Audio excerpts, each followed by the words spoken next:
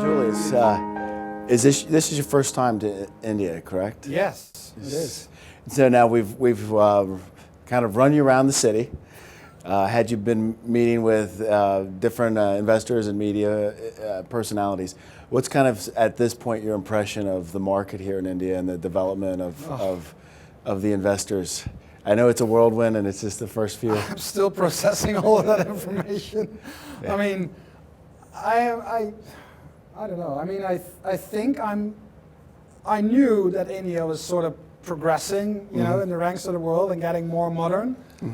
I think it's actually surpassing the image. When you come here and you've never been here, you have some sort of an imagination, an idea of how it is, and it's surpassing that on all sides. I mean, the savviness of the investors, the way the buildings and the offices are set up. They're like, you know, if you're inside a building, you couldn't tell that you're in Mumbai. It could be in New York, London, Amsterdam, where I'm from, or anywhere else in the world. It's just modern. There's nothing third world here. Right.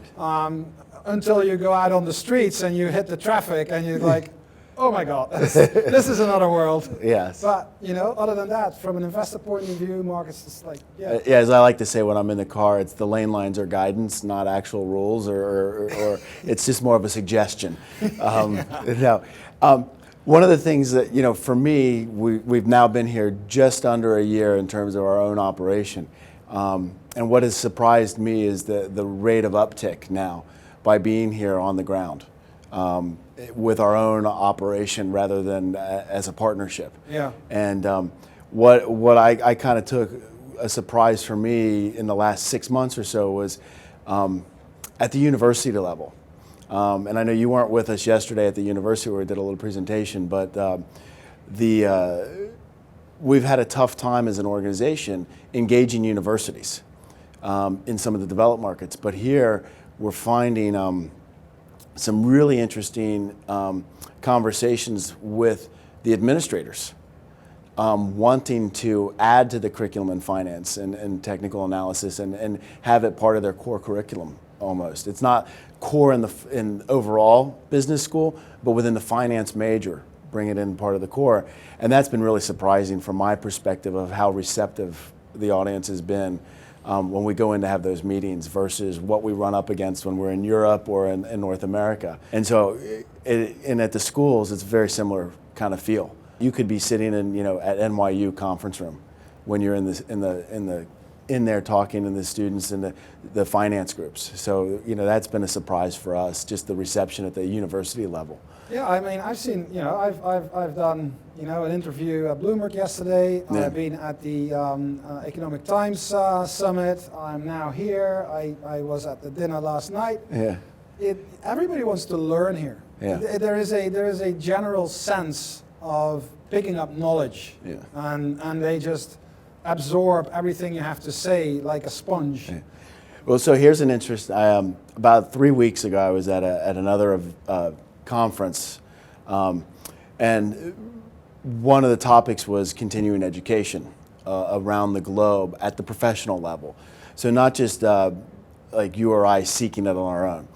And the statistic that was thrown out was somewhere in the neighborhood of north of 75% of what we would call the white-collar professional workers in Asia Pacific, and in particular China and India, receive company-sponsored continuing education geared towards the position they're currently in, and just as much effort put into the position the company that they're working for sees that individual in the next year or two.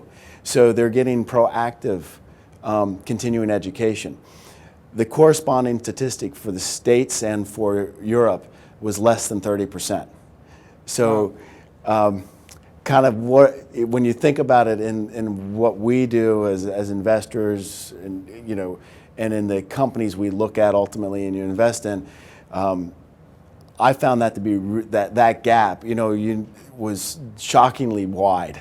Yeah, it is, and you know, very often those education programs in Europe at least, but I'm sure in the US as well, you are sort of forced to go there because to keep your designation, you need to collect so many points a year. So it's a whole industry of Yeah. like courses that professionals go to, not because they want to, Right. but because they have to.